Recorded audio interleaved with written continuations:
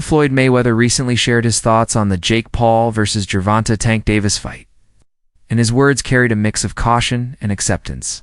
He said that Davis is now at a stage where he makes his own calls, and with that freedom comes risk. Floyd admitted he has offered his advice before, but once a fighter chooses his path, it's no longer his responsibility. Still, Mayweather praised the fight's commercial power, calling it a major event for the sport and a money magnet for everyone involved. Despite any doubts, he confessed that he'll be watching because this is one fight no one can ignore. Within my company, within my team, do it my way. Because if you mess up, I don't mind being a janitor to clean up the mess because I told you to do it a certain way. But if I tell you to do it a certain way and you do it your way and then mess up, I don't want to clean it up. Because that was your fuck up, not mine. The boxing world is split in half over this matchup. Everywhere you look, from gyms to social media, people are arguing whether this fight should even exist. Some say it's a circus act designed purely for clicks, while others see it as a smart business move for Tank, a chance to expand his influence beyond boxing purists. The debate has pulled in fighters, trainers, and analysts, each with their own take. Some applaud Tank's confidence, others think it's a betrayal of boxing tradition. But one thing's certain, this fight has already succeeded in what it set out to do. Get everyone talking. And number 3, to retire. I mean, the backlash is just what people do nowadays. That's just, you give somebody a keyboard, you give them a phone, and they able to hide their face. Yeah, they're gonna have a field day. The backlash I get, I understand.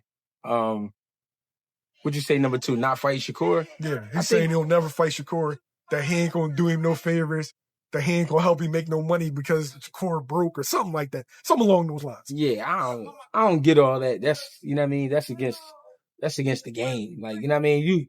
You at least owe that fight for the game. You know what I mean? You owe the rematch to Lamont for the game. But you owe Shakur for the game just because of the 2 style matchups. You know what I mean? But if he feel like he don't gotta fight him, guess what? We can't sit here and just go crazy about it. But it is kind of crazy. Trainer Greg Hackett has had enough of the criticism aimed at Gervonta Davis. He says people are too quick to judge fighters without understanding their struggles or what drives their decisions. Hackett believes that if Tank wants to face Jake Paul, that's his right, and fans should respect it. People forget how brutal this game is, he said. No one outside the ropes understands the sacrifices these men make, often from people who've never been in the ring.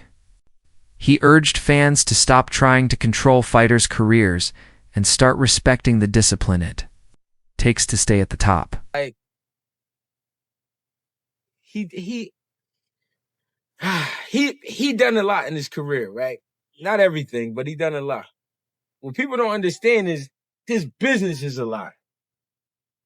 This whole experience is a lot.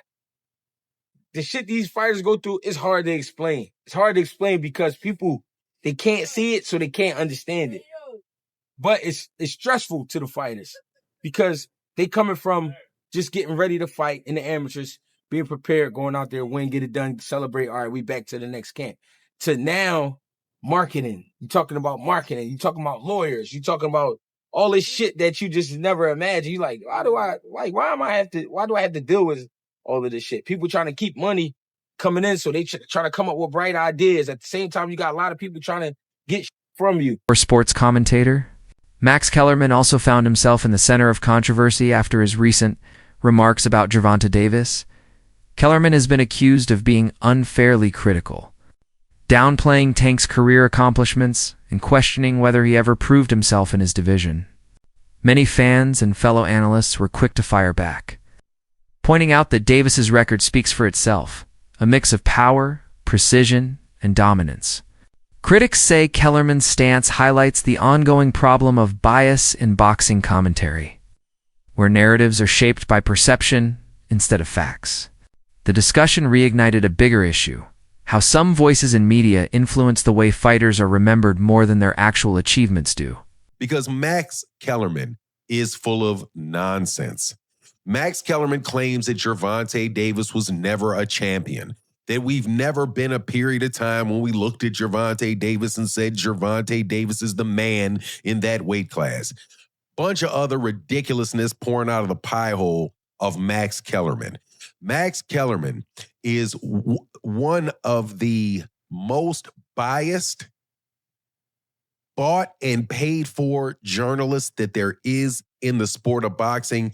And to have him back talking again on and giving his opinion again about the sport of boxing, I promise you is not a good thing. But let's analyze what he had to say about Gervonta, that Gervonta was not ever a champion. That is ridiculous because Gervonta Davis was a champion for the IBF at 130. He was a WBA super champion at 130. He is currently the reigning WBA champion at 135. And there is no other champion in the division for the WBA at the moment. He is the only WBA champion that there is at 135. He had a portion of a secondary. The title at the time he won it at 140 was a secondary title. So if you do not want to count that, I don't know why you wouldn't, seeing as everybody else counts that belt. But okay, fine. He's a 2-division world champion. That is more than zero, Max Kellerman.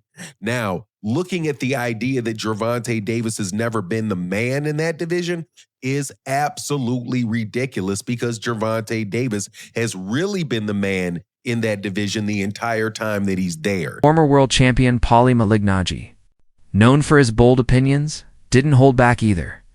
He slammed the fight as another example of boxing losing its authenticity. According to him, true knockouts only matter when both fighters are evenly matched. Manufactured matchups, he argued, cheapen the sport and mislead casual audiences into thinking they're witnessing greatness. Speaking alongside analyst Chris Algieri, Malignaggi said that while casual fans may find the event entertaining, real boxing followers can see through the act. He believes the sport is blurring its own lines by giving celebrity fighters the same platform as world-class athletes, and that, in his view, damages the purity of boxing. Knockouts, dude. Knockouts. People like knockouts. They don't care if you're knocking out cab drivers. Look at Jake Paul's career. You can manufacture that though. You can manufacture that though. You can manufacture knockouts. You can't manufacture. To a degree, you can. To a degree. I mean, you can. Yeah, Gervonta legitimately cannot get knockouts. I agree. He can punch, but there's a lot of limited knockout artists though, man. He's one of the least active punchers in the game with the highest knockout percentage of current heavyweight. But if he was a real knockout artist, if he was a real knockout artist, prop him up against the best of the best. Felix Trinidad was a knockout artist. He was knocking out the best of the best. If you're a real knockout artist, prop him up against the best and show us how he smokes them. But the way we did when Felix Trinidad was doing it. You know, the way they did when Mike Tyson was doing it in his prime. Okay, say what you want about the Mike Tyson era. He knocked out everyone from 1986 to 1989. Everyone got knocked out. Everyone.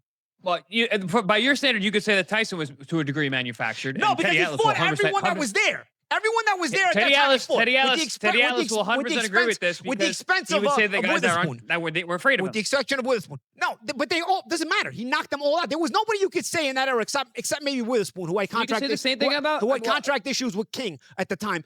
Except for Witherspoon, there is nobody Tyson didn't fight in that era. He knocked them all out. You can't say like, oh, but if he would have fought that guy, I don't know. No, with Davis, there's guys right now that have been hanging around for years. Yo, dude, when you gonna fight them? The lightweight division was staffed with talent. Even at 130, it had a lot of talent when he was there.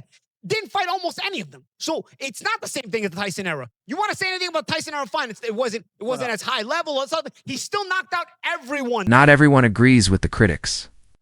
Popular commentator Showbiz the Adult gave a far more encouraging take after attending the fight's press conference. Initially, he thought Jake's size would overwhelm Tank, but seeing Davis in person changed everything. He was struck by Tank's calm demeanor, focus, and quiet confidence. Showbiz said Tank looked like a man ready to make history, not one intimidated by the odds. He believes Gervonta's technical ability and intelligence inside the ring could completely shift the narrative. According to him, Davis's patience, timing, and sharp fight IQ might turn what many expect to be a mismatch into an unforgettable upset. I'll be down with this kid. Listen, I was feeling that Jake Paul was going to knock out Tank. This press conference made me feel a little bit more confident about Tank. I'm no cap. I know Tank wasn't saying much, fumbling over his words, seems bashful, but I'm looking right? And I'm just like, bro, he doesn't feel that Jake Paul is an issue. Even though he said it, he doesn't feel like he has to whoop his ass. He doesn't feel threatened. That's the word. He doesn't feel threatened, but he does feel out of his element.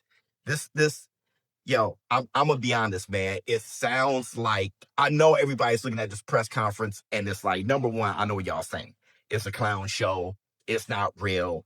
Tank was paid off. It's fake. Because Tank, when he was talking about Jake and JB, even I was like, what is he talking about? He laughing. What are you talking about? What does he have to do with this? Let anything, you know what I'm talking about. Let anything. No, I don't have to say it right now. Don't worry about it. I don't got to say it up here. Let anything happen. And I'm going to show you and him. So that I could understand if that's your concern. I am being extremely truthful with how I feel about this and how I'm reacting to this. My oldest son was like, I see the same thing, Dad, but you're going to get a weird response to your take. Meanwhile, Floyd Mayweather has unexpectedly found himself back in the spotlight for another reason. Reports are swirling that he's exploring a potential fight with none other than Mike Tyson.